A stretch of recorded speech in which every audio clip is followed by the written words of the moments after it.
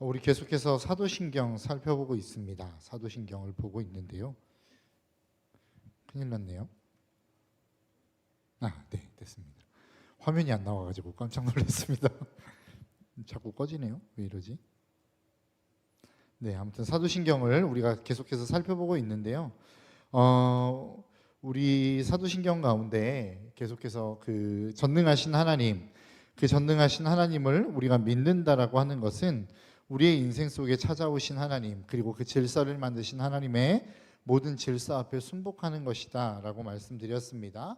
또 예수님을 믿는 유익은 그분이 우리의 삶에 인정해 주시는 분, 우리의 삶을 사랑으로 인도해 주시는 분이 우리의 인생 가운데 오게 되셨다라고 하는 것을 의미하는 것이고, 또 그분을 믿는다라고 하는 것은 우리가 어떠한 부유함이나 더 많은 소유를 추구하는 것이 아니라 우리의 인생에 있어서 그 어느 누구도 해결할 수 없는 죄악의 문제를 예수 그리스도가 해결해 주셨다라고 하는 것에 대해서 살펴보았습니다. 또 우리가 네 번째 시간 성령님에 대해서 살펴보았을 때는 그 성령님은 우리의 삶에 도깨비 방망이와 같은 존재, 그래서 내가 원하는 것을 뚝딱 만들어내는 존재가 아니라 그분은 우리의 인생 가운데 오셔서 우리의 삶에 깨달음을 주시는 분, 무엇이 정말로 소중하고 무엇이 죄며 어떠한 삶이 심판의 삶인지를 깨닫게 해주시는 분이 성령 하나님이다 라고 말씀드렸습니다. 그래서 우리가 그 성령 하나님이 우리 안에 오시면 나로 말미암아, 그 성령님으로 말미암아 내 환경과 상황과 조건이 바뀌는 것이 아니라 내가 먼저 바뀌게 된다라고 말씀드렸습니다. 그래서 내가 그 하나님의 뜻을 좇아 죄악의 삶은 거부하고 하나님이 원하시는 삶은 추구하는 삶을 살게 된다라고 말씀드렸어요. 그리고 지난 시간에는 우리가 그 하나님의 재림의 주, 심판하러 오십니다라고 하는 그 심판의 주에 대해서 살펴보았습니다. 그래서 주님이 이 땅 가운데 오실 때에는 처음 초림하실 때, 처음 오실 때에는 이 땅 가운데 있는 모든 죄인들을 용서하시고 품고 그들을 위하여 자기의 몸을 내어주시기 위해서 오셨다고 한다면, 다시 오실 그날에는 그러한 자기의 몸을 내어주시기 위해서 오는 것이 아니라 이 땅 가운데 우리가 살아갔던 삶의 모습을 통해 어떠한 삶이 잘 됐고 어떠한 삶이 잘못되었는지, 그래서 그것을 통하여 우리의 삶을 심판하시기 위한 심판주로 오셨다라고 말씀드렸습니다. 그런데 그 심판의 기준은 이 땅 가운데 살아갔던 우리의 삶, 이 세상에서 살았던 우리의 삶을 기준으로 하나님이 심판하시는데, 그것은 바로 우리가 얼마나 세상 가운데서 하나님을 붙들고 그 하나님이 근거가 되어 도덕적인 삶, 성실한 삶, 최선을 다하는 삶을 살았느냐를 통해서 결정되어진다라고 말씀드렸습니다. 이 시간에 우리 여섯 번째 시간인데요, 우리 성도의 교제에 대해서 좀 한번 생각해 보고자 합니다. 이 자리에 계시는 분들도 그런 고민에 대해서 좀 한번 고민해 보신 분들이 계실지 모르겠어요.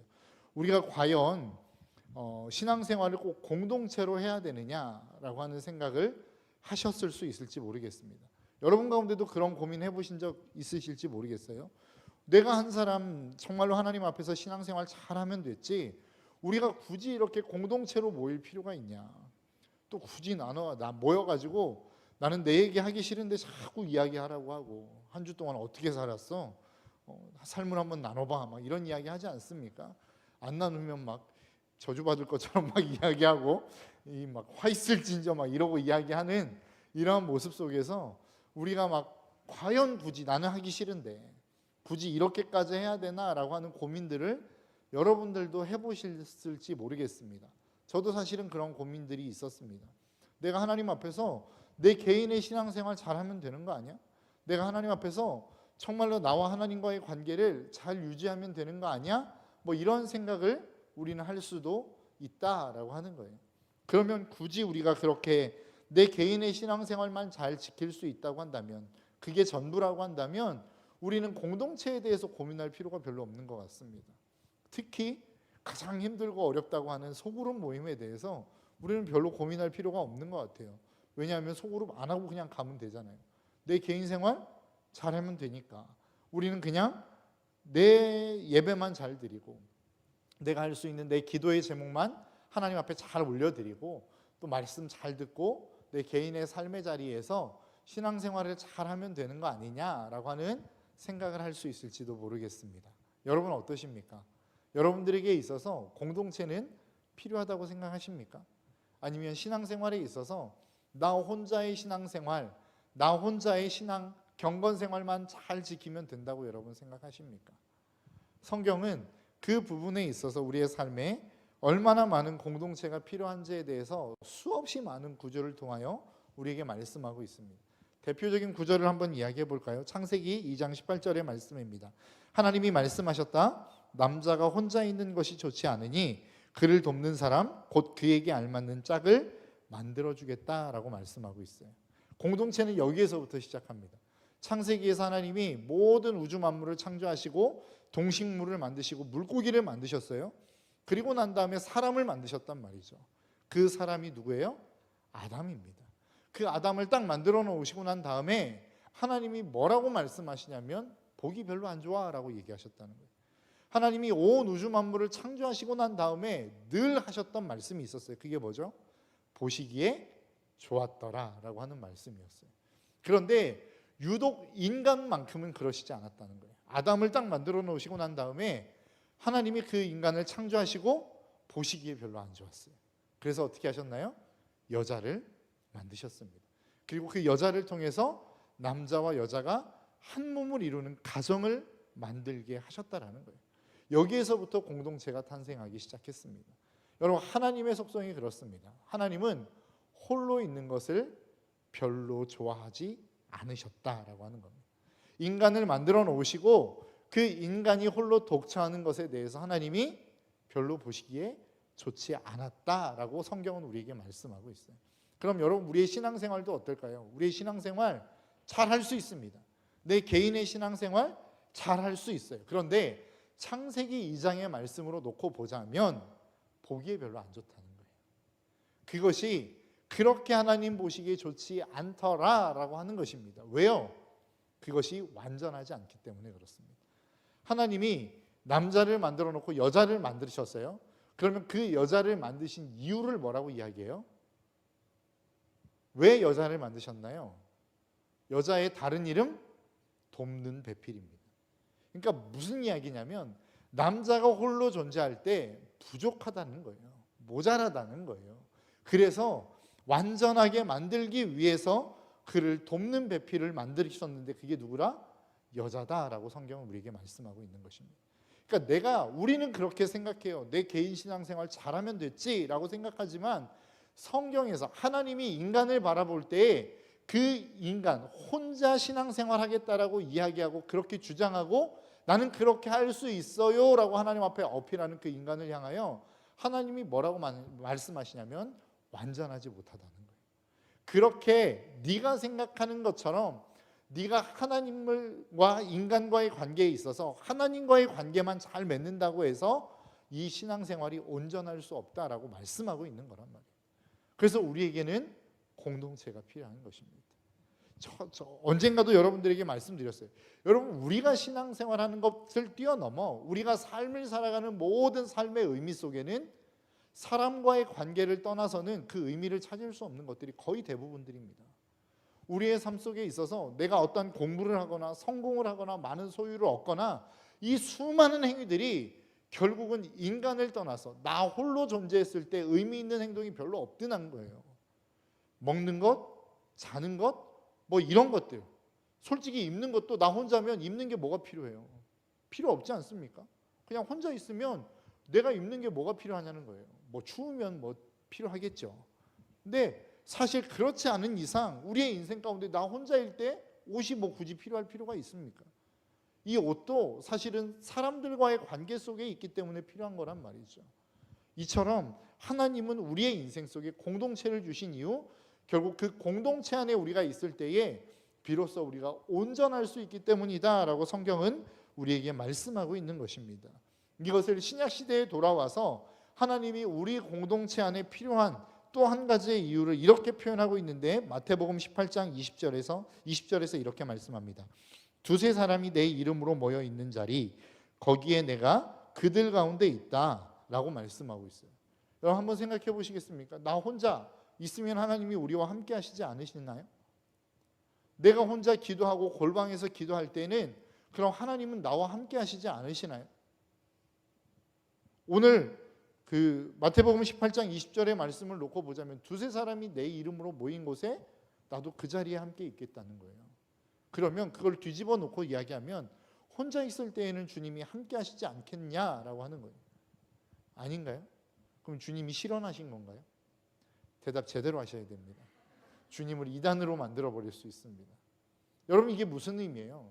여기에서 두 명이다라고 하는 의미는 뭐냐면 그 어떠한 공동체, 사람에 대해서 복수로 쓸 때 가장 작은 단위가 두 사람 아니겠습니까? 그런데 이 둘이라고 하는 원어를 놓고 봤을 때 둘은 보통 양극, 둘, 이렇게 두 개를 놓고 대조하는 개념으로 놓고 쓸 때 이 둘이라고 하는 개념을 씁니다.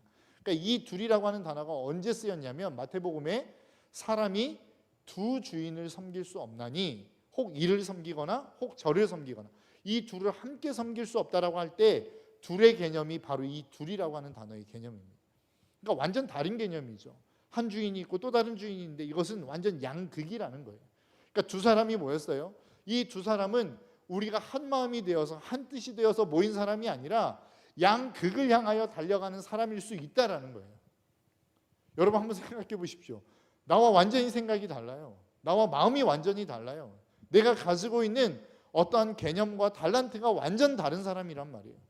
그런데 그 두 사람이 모여서 함께 하나님 앞에 기도의 자리로 나아갈 수 있나요? 그렇게 하나님 앞에 하나님을 섬기는 자리로 나아갈 수 있느냐라고 하는 거예요. 극단적인 예로 여러분 진짜 꼴보기 싫은 하나님 지금 옆에 있어요.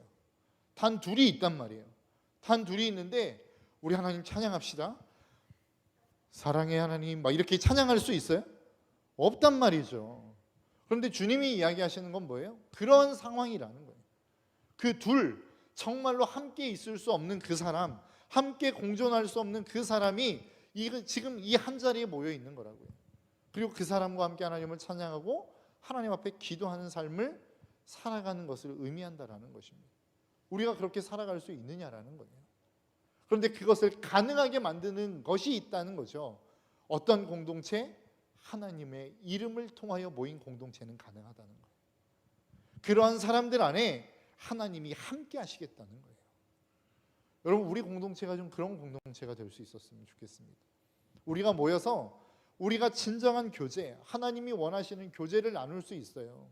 내가 원하는 사람, 내가 정말로 뜻이 맞는 사람, 생각이 맞는 사람과 함께 모여 신앙생활을 할 수 있단 말이죠. 그런데 우리가 신앙생활 하다 보면 그런 사람만 있습니까?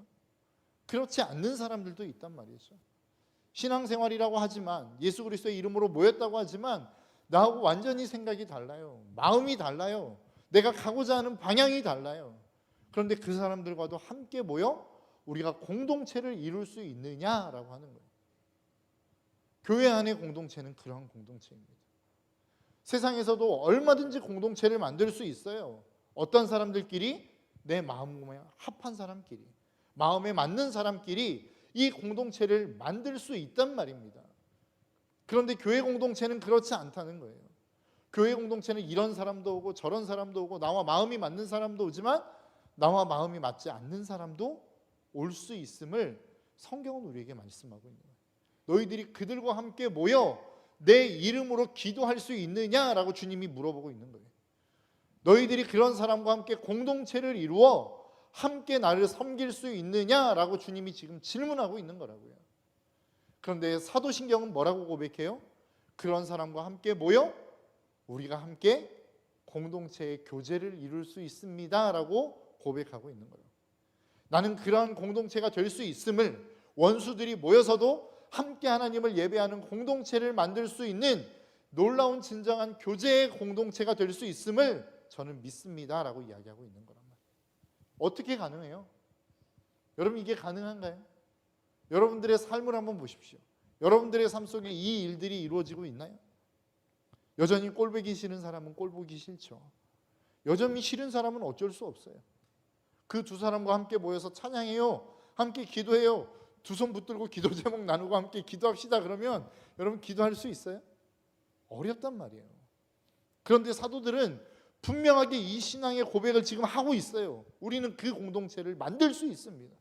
그 공동체가 만들어질 수 있음을 나는 믿습니다라고 고백하고 있는 거라고요. 그 해답이 어디에 있어요? 오늘 본문에 있는 것입니다.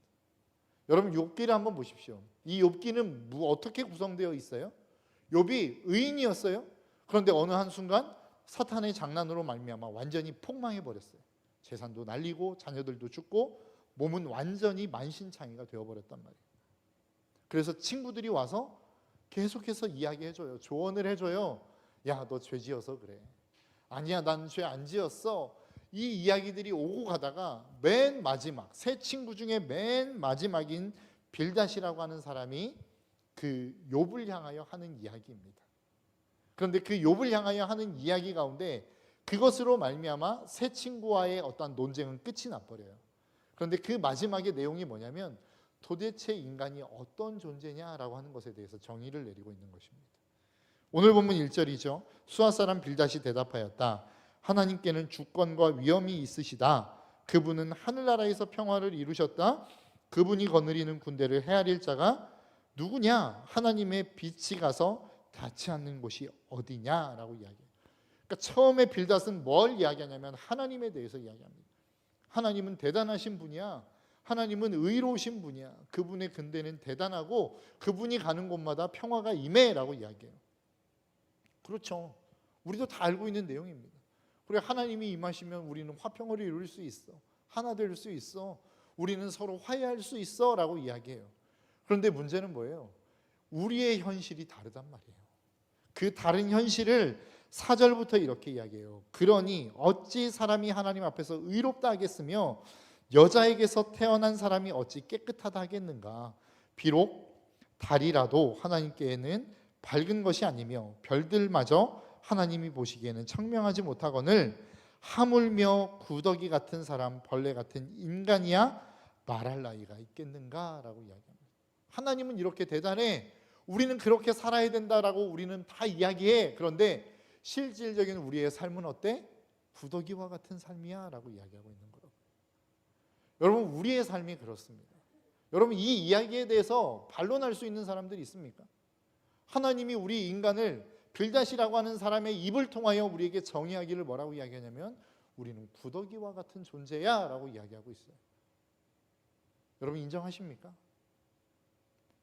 옆에서 떨어지십시오. 구더기래요. 우리 인간이 성경에서 이야기하기를 벌레와 같은 존재라는 거예요. 구더기와 같은 존재라는 거예요. 그런데 우리 인간은 그것을 인정하고 싶지 않아요. 그래서 어떻게 해요? 최대한 자기를 잘 보이고 싶어 합니다. 포장하고 싶어 한다는 거예요. 그래서 죄 지은 인간이 가장 먼저 했던 게 뭐예요? 무화과 잎을 엮어 자신의 몸을 가린 거란 말이에요. 우리의 인생이라고 하는 존재가 사실 까놓고 보면, 여러분 스스로가 여러분 자신을 놓고 보면 대단하다는 생각이 드시나요? 나는 괜찮아. 나는 뭐 다른 사람보다는 좀 뛰어난 것 같아. 뭐 이런 생각이 드시나요? 만일 그런 생각이 드시다면 오늘 본문에서 이야기하고 있는 인간이라고 하는 존재는 구더기야 라고 하는 이 말에 있어서 무엇인가 왠지 거부감이 들고 나 하나님 갑자기 믿기 싫어지는데 뭐 이런 생각이 든다고 한다면 우리는 지금 신앙생활 하나님을 만났다라고 이야기하는 그 만남 다시 한번 점검해 보셔야 됩니다. 여러분, 어떤 인간이 하나님 앞에 서서 나는 괜찮은 인간이다라고 이야기할 수 있는 존재 있어요? 하나님, 나는 구더기 같은 존재 아니잖아요. 하나님 너무하시네. 그래도 구더기가 뭡니까? 그래도 좀 새 정도는 좀 만들어 주십시오. 뭐 이렇게 이야기할 수 있다고 한다면 우리는 지금 하나님 앞에 서본 경험이 없는 것일 수 있어요. 성경은 우리에게 말씀하고 있습니다. 모든 인간은 동일한 출발선상에서 선다는 거예요. 어떤 선상? 아무것도 아닌 존재. 우리는 구더기와 같은 존재, 그러한 존재 가운데 우리는 그 모든 선에서, 동일한 출발선에서 우리는 출발한다라고 이야기하고 있어요. 그런데 세상은 뭐라고 이야기하나요? 모든 인간은 동일한 출발선에서 서는 게 아니야 라고 이야기하잖아요. 여러분, 우리가 셀 모임을 하죠. 셀 모임을 하는데 셀 모임에서 그 셀 모임에 참여하기 어려우신 분들이 있다고 한다면 어려운 이유가 뭐예요? 뭐 여러 가지의 이유가 있겠죠. 첫 번째는 서로 다르기 때문입니다. 셀 리더들을 통하여 계속해서 저에게 들려지는 이야기 중에 하나가 뭐냐면 나이 차이가 많이 나면 셀 모임이 어렵다는 거예요. 저도 인정합니다. 왜요? 관심사가 다르거든요. 보이는 게 다르거든요. 서로 고민하는 게 다르거든요. 그러니까 서로 고민을 이야기하는데 공감이 안 될 수 있어요. 그렇기 때문에 힘들 수 있단 말이에요. 그런데 그걸 말고, 그러한 어떤 표면적으로 드러나는 이유 말고 진짜 우리의 인생 속에 나타나는, 정말로 우리의 셀 모임 안에서 나타나는 셀 모임의 어려움 중에 하나가 뭐예요? 우리의 서로의 차이를 우리는 서로 느끼며 살아가기 때문에 그렇습니다. 저희 아들이 그런 이야기 하더라고요. 아빠, 이 세상에서, 그럼 이 세상의 나라 중에서 아직까지 계급이 존재하는 나라는 인도밖에 없어? 라고 질문을 하더라고요. 네. 똑똑한 것 같죠? 그래서 제가 뭐라고 대답했을까요? 계급이 존재하지 않는 나라는 없어 라고 이야기했어요. 더 멋있나요? 감사합니다. 우리는 보이지 않는 계급 사회 속에서 살고 있어요. 그 계급을 만들기 위해서 우리는 학벌을 이야기하고, 그 계급을 만들기 위해서 명예라는 것을 이야기합니다.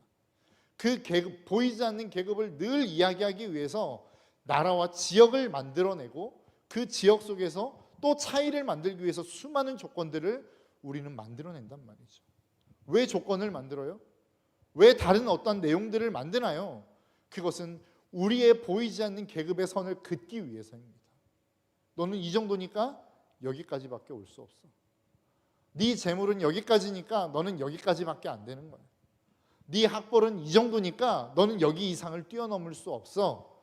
지금 네 상황은 이 정도니까 너는 우리들의 그룹 안에 모임에 들어올 수 없어 라고 우리는 선을 긋는단 말이죠. 저는 이것을 보이지 않는 계급이라고 이야기하고 싶습니다. 여러분, 우리 안에 이러한 수많은 계급들이 존재해요. 그래서 다른 사람이 나를 바라보며 너는 그 정도밖에 안 되니까 들어올 수 없어 라고 이야기하기도 하지만, 나 스스로도 스스로 선을 긋는 경우들이 있단 말이에요. 나는 이 정도밖에 안 되니까 난 저 사람들과 상대할 수 없어. 너는 그 정도밖에 안 되니까 너는 나와 함께 교제할 수 없어 라고 하는 스스로의 선을 긋는단 말이죠. 그것이 우리의 진정한 교제, 우리의 진정한 나눔을 방해하는 게 아닌가라고 하는 생각을 해요. 여러분, 어떤 상황 가운데 있으십니까? 여러분, 어떤 조건 가운데 있으십니까? 그래서 여러분들이 처해 있는 상황과 조건 속에서 나는 저 사람보다는 적어도 뛰어나라고 하는 생각을 가지신 분들 계십니까? 죄송하지만 여러분들에게 말씀드립니다. 여러분들을 성경은 구덕이라고 표현하고 있습니다. 반대로 나는 정말로 아무것도 아닌 존재야. 그래서 나는 저런 사람들에게 찾아갈 수 없어. 나는 이 모임 들어가면 나는 한없이 낮은 자이기 때문에 모임에 들어갈 수 없어 라고 생각하시는 분들 계시나요? 여러분들에게도 말씀드립니다. 여러분도 구덕이입니다.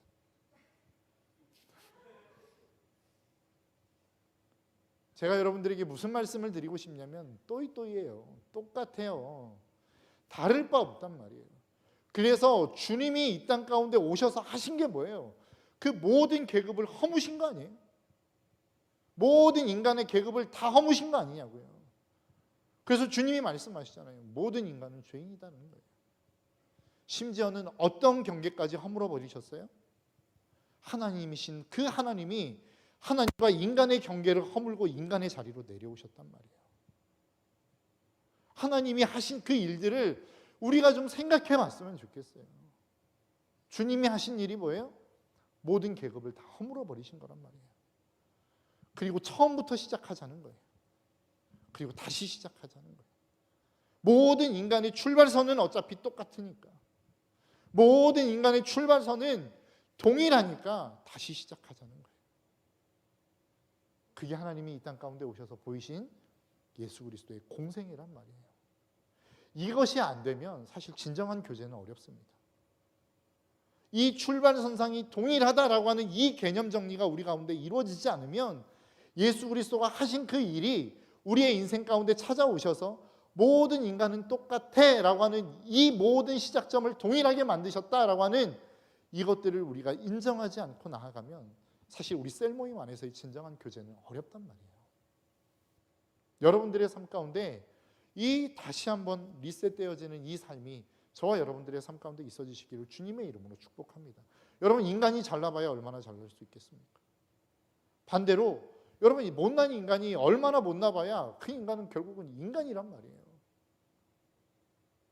아무것도 아닌 인생, 아무것도 보잘것없는 인생, 그 인생에 하나님이 생기를 불어넣으셨단 말이죠.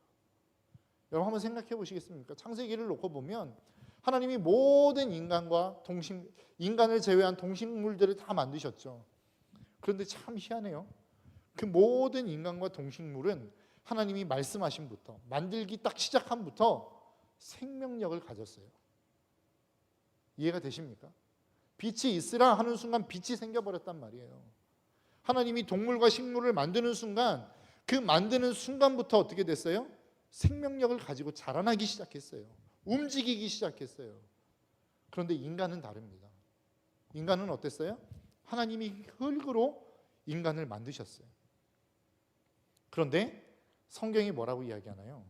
인간의 모양은 있었지만 그 안에 생기가 없었다라고 이야기해요.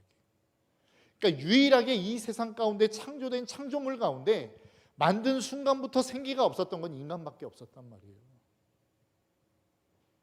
인간을 뭘로 만들었어요?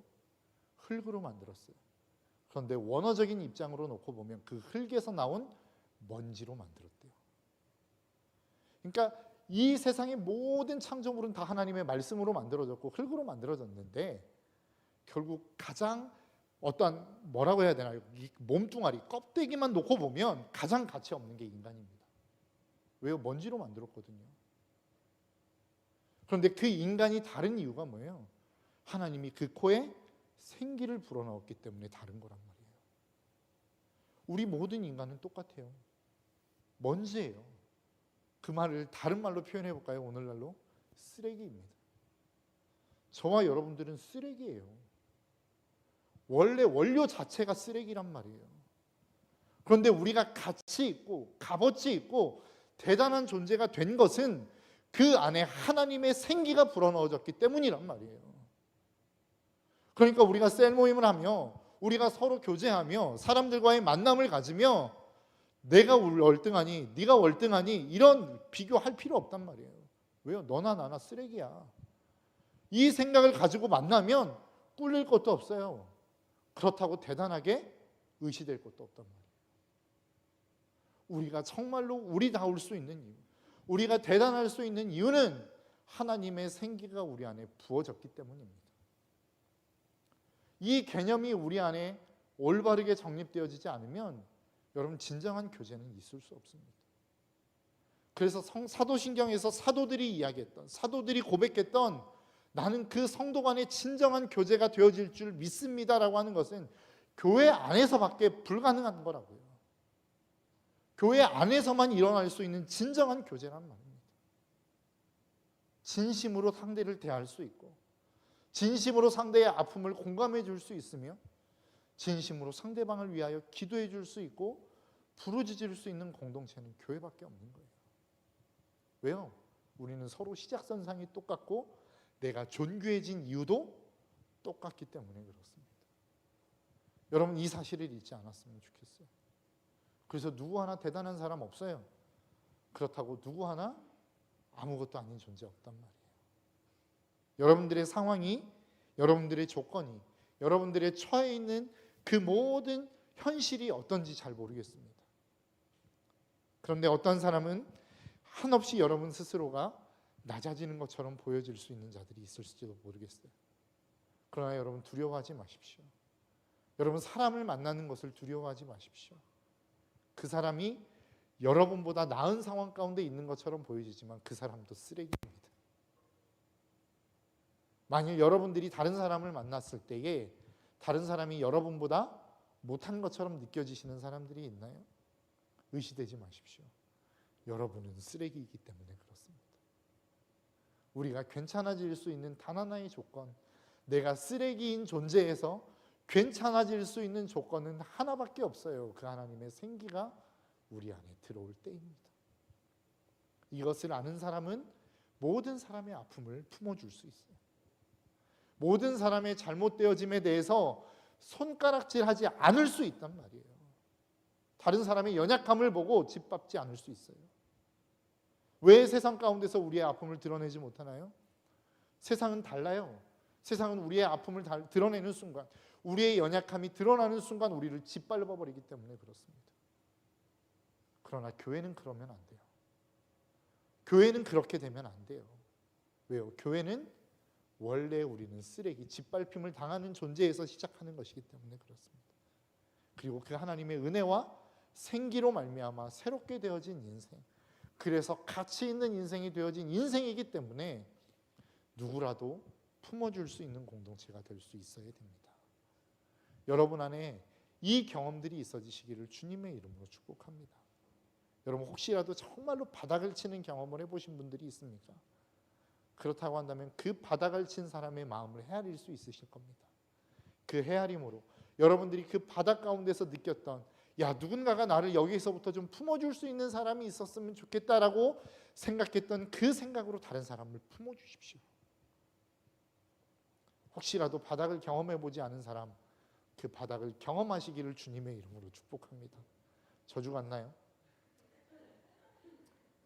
그런데 하나님이 여러분들을 그렇게 경험하게 하실 거예요. 저는 확신합니다. 왜요? 여러분 한번 성경을 보십시오. 하나님이 쓰셨던 사람 중에 바닥을 안 친 사람이 있나요? 바닥을 경험해보지 않은 사람이 없어요.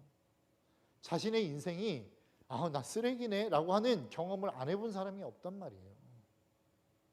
그러니까 하나님이 여러분들을 쓰실 거라면 여러분들을 그 자리로 끌어내리실 겁니다. 그리고 그 마음을 공감하게 만드실 거예요.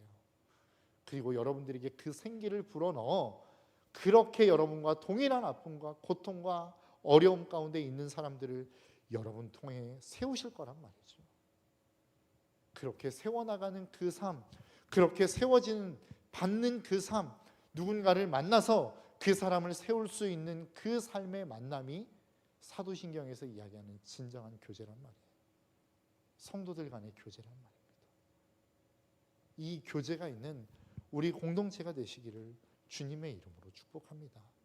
여러분 우리 공동체는 누군가를 보고 누군가의 아픔을 보면 그 아픔을 안주거리로 삼아 계속해서 단물 다 빠질 때까지 씹어대는 공동체가 되지 않았으면 좋겠어요.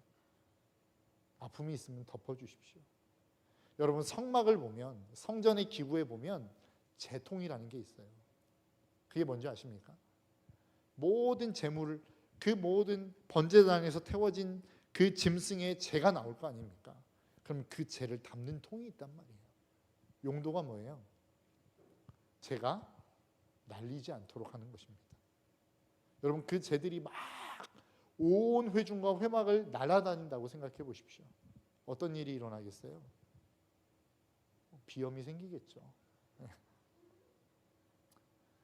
뭐 시골에서 건강했던 사람이 도시만 올라오면 막 비염이 생기지 않습니까?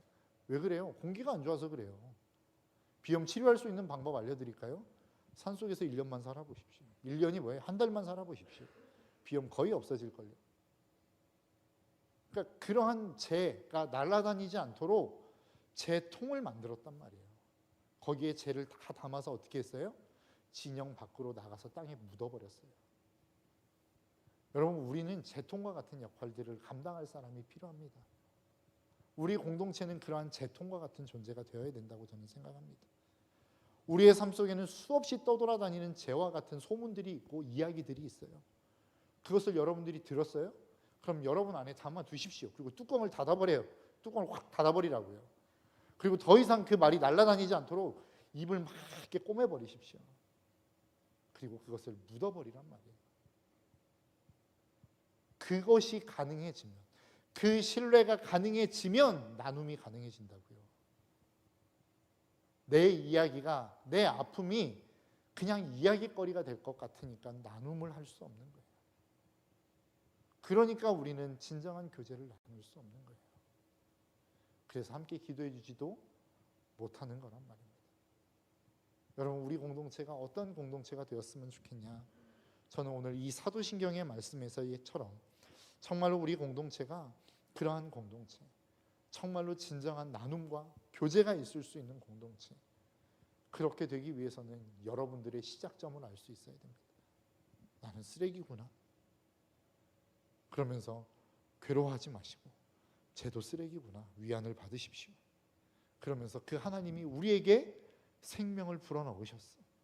그러니까 우리는 존귀한 존재야 라고 하며 함께 갈 수 있는 거룩한 공동체가 되시기를 주님의 이름으로 축복합니다. 이 시간 우리 함께 좀 찬양하며 나아갔으면 좋겠습니다. 주 안에 우린 하나라고 하는 찬양인데요, 이 찬양의 고백을 통하여 정말로 우리 공동체가 한마음 한뜻으로 우리의 마음과 아픔에 있는, 속에 있는 아픔과 고통을 함께 품어줄 수 있는 거룩한 공동체로 나아가는 귀한 결단이 되어지는 시간이 될 수 있기를 소망합니다. 우리 함께 찬양하며 나아가도록 하겠습니다.